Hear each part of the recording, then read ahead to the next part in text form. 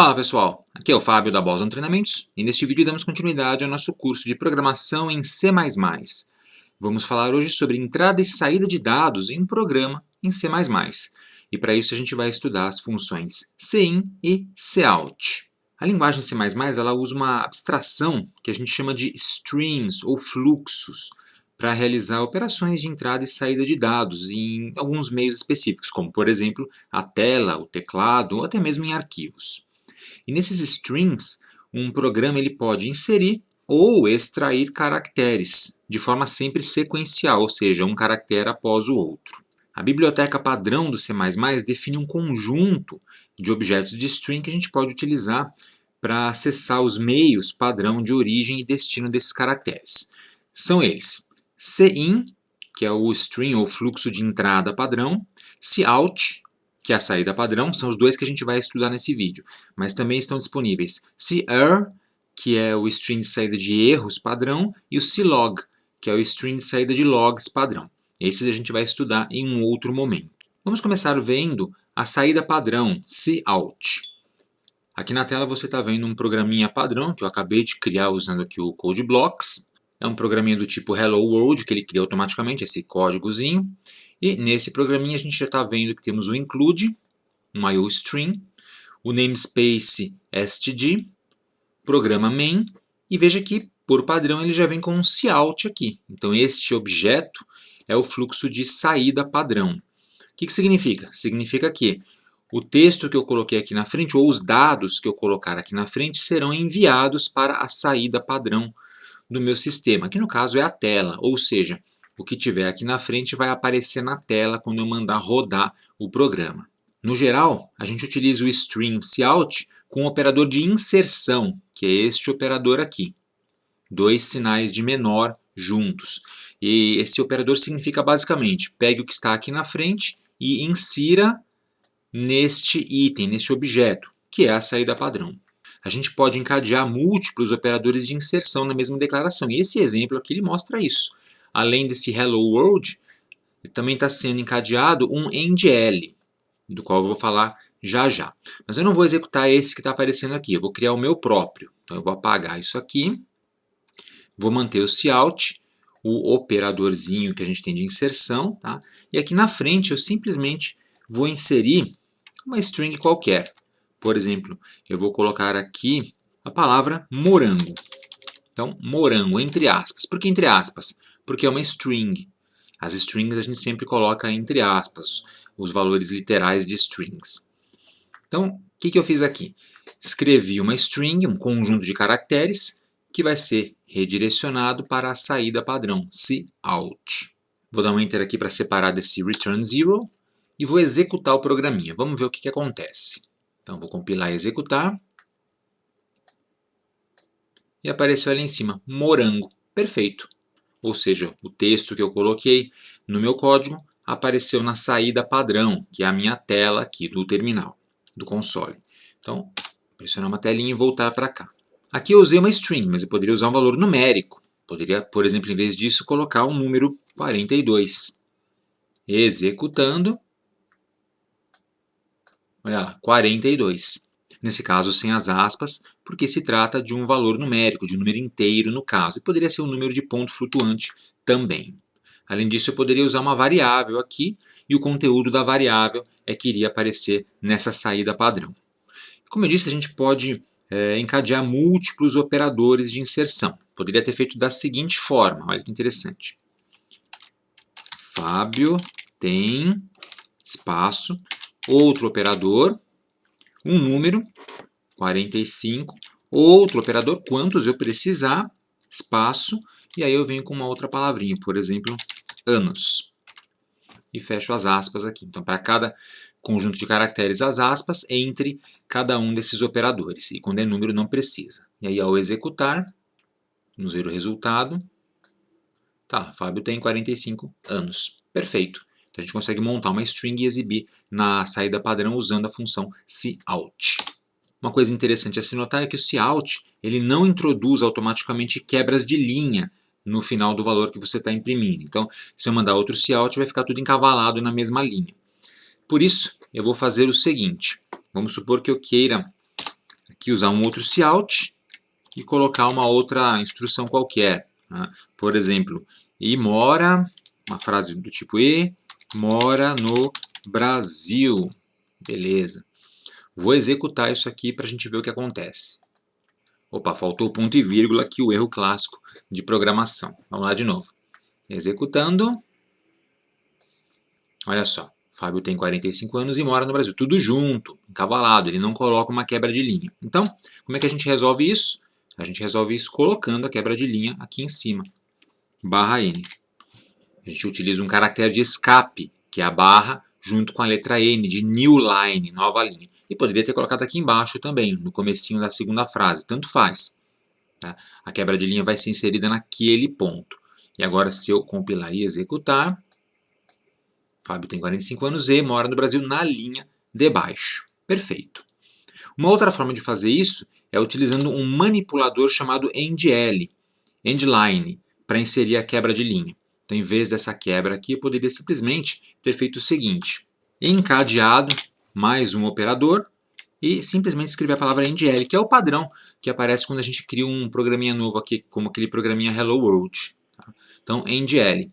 Nesse ponto vai ser inserida uma quebra de linha. Se eu executar, vamos ver. Perfeito. Quebra de linha inserida com sucesso.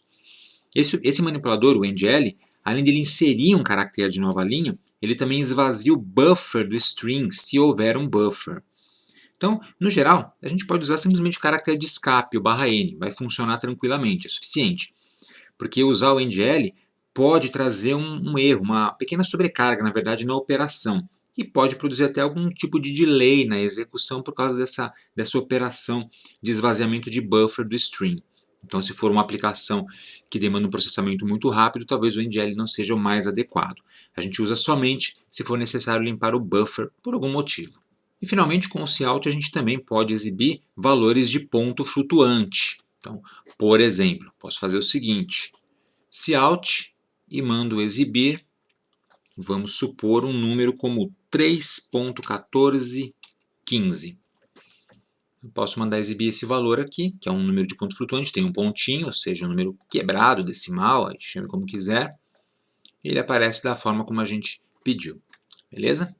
Sem as aspas, porque é um número no caso. E dá para a gente determinar a precisão do valor que vai ser exibido. Isso eu vou mostrar em outro vídeo quando a gente tratar de funções de manipulação numérica. Legal? Então, cout, exibir valores na saída padrão. Vamos falar agora sobre a entrada padrão, que é a função cin, ou seja, uma função que vai capturar o que você digita no teclado e leva para dentro da aplicação para ser processada. A gente vai usar para isso o string cin. E a função cin vai utilizar o operador de extração, que é exatamente o inverso desse operador que a gente usou com o cout. Então, vamos a um exemplo. Como é que a gente utiliza o cin? Vamos supor que eu tenho uma variável do tipo inteiro que eu vou chamar de idade. Então, declarei variável idade. E aí eu coloco um cin, operador de extração, e o nome da variável na frente. O que significa isso? Significa que o que for digitado no teclado será enviado ou extraído e guardado na variável idade. E aí, se eu mandar escrever na tela, na sequência, o que nós temos nessa variável, vai aparecer o valor que foi digitado. Olha que interessante. Eu não mostrei exemplo anteriormente de cout com variável, está aqui o exemplo também. Então, vou executar o programa. Veja que o cursor está piscando, esperando alguma coisa acontecer. Na verdade, ele está esperando eu escrever um número. Então, eu vou escrever 50. Dou Enter, e aí ele ecoa os 50 embaixo. Na verdade, não é que ele ecoou. Ele simplesmente enviou o conteúdo da variável idade para o cout. O conteúdo que foi capturado utilizando cin. Ou seja, quando a gente executa essa instrução cin, o programa ele espera a digitação dos dados no teclado e os caracteres digitados pelo usuário são transferidos para uma variável quando o usuário digita Enter. Aqui a gente vê um exemplo com números, mas também dá para trabalhar com strings utilizando o cin. Então dá para usar o cin para extrair dados de string. Porém, o cin ele sempre considera os caracteres de espaço em branco, tabulação, etc., como sendo caracteres que terminam uma string que vai ser lida. E aí vai acontecer algo mais ou menos assim. Vou fazer um exemplinho aqui. Eu vou primeiramente incluir aqui em cima mais um cabeçalho, include string, para a gente poder trabalhar com strings, tá?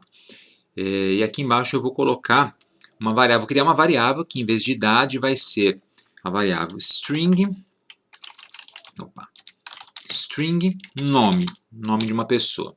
Vou utilizar a função cout para colocar uma mensagem na tela do tipo digite seu nome, beleza, e um /n, quebra de linha. E embaixo, com o cin, eu vou capturar esse nome. Nome. Gravo na variável nome. E depois eu vou mandar ecoar na tela o conteúdo dessa variável para a gente ver o que foi capturado. Então, vamos ver o que vai acontecer. Vou executar o programa. Digite seu nome. Na linha de baixo está esperando eu digitar meu nome. Vamos supor que eu digite só Fábio. E dou Enter. Beleza. Ecoou Fábio. Perfeito. Agora vamos supor que eu digite Fábio dos Reis. E dou Enter. Olha só. Ele ecoou só Fábio de novo. Por quê? Porque ao chegar neste espaço, a função cin interpreta que acabou a entrada de dados e não lê mais o que foi digitado na sequência. Então, o cin é ótimo para a gente digitar e entrar com valores numéricos dentro da aplicação, mas quando se trata de valores de string que tem várias palavras, aí fica um pouquinho complicado. Para isso, a gente vai utilizar uma outra função, a função getLine, né, que vai tomar esse string cin como argumento, inclusive ela vai usar o cin, e vai trabalhar com a string que a gente vai digitar como se fosse um segundo argumento.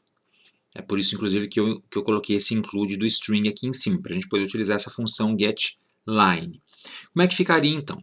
Faria da seguinte forma. Digite seu nome, vou manter aqui essa instrução, e agora, em vez de cin recebendo o nome, a gente simplesmente coloca getLine, abre parêntese, e aí como primeiro parâmetro, eu coloco a função cin. Olha que interessante, a função cin vai ser um parâmetro para alimentar uma outra função. Vírgula, e aí como segundo parâmetro, o local onde eu vou armazenar o dado, que no caso é a variável de string que eu chamei de nome. Tá? Então, essa instrução aqui vai capturar o que foi digitado no teclado e vai armazenar dentro de nome.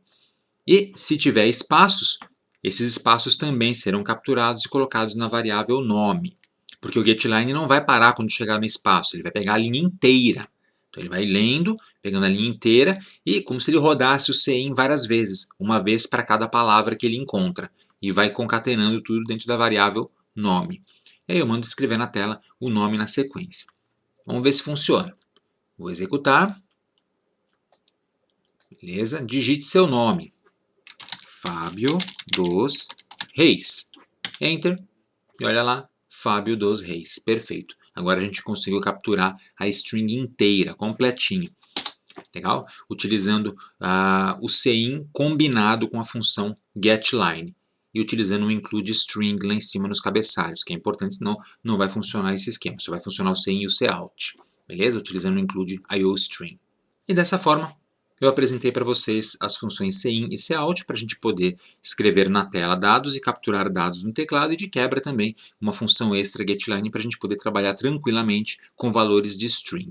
E a gente vai usar muito essas funções todas ao longo aqui do nosso curso para a gente poder experimentar com outras estruturas de programação e outras estruturas especiais do C++ e poder criar programas um pouquinho mais complexos. Então é isso aí, pessoal. Espero que vocês tenham gostado desse vídeo. Aproveitem para se inscrever aqui no canal da Boston Treinamento, se vocês não forem inscritos ainda. E se já forem inscritos, cliquem no sininho aqui embaixo para ativar as notificações e assim serem avisados quando tivermos conteúdo novo postado aqui no canal. E se você quiser contribuir com a Boston Treinamentos, torne-se membro do nosso clube de canais. Temos o link aqui embaixo na descrição do vídeo e também o botão Seja Membro do YouTube com as instruções. E não deixe de acessar o nosso website www.bostontreinamentos.com.br, além de nos seguir nas redes sociais, que estão aparecendo aqui em cima. Obrigado e até a próxima!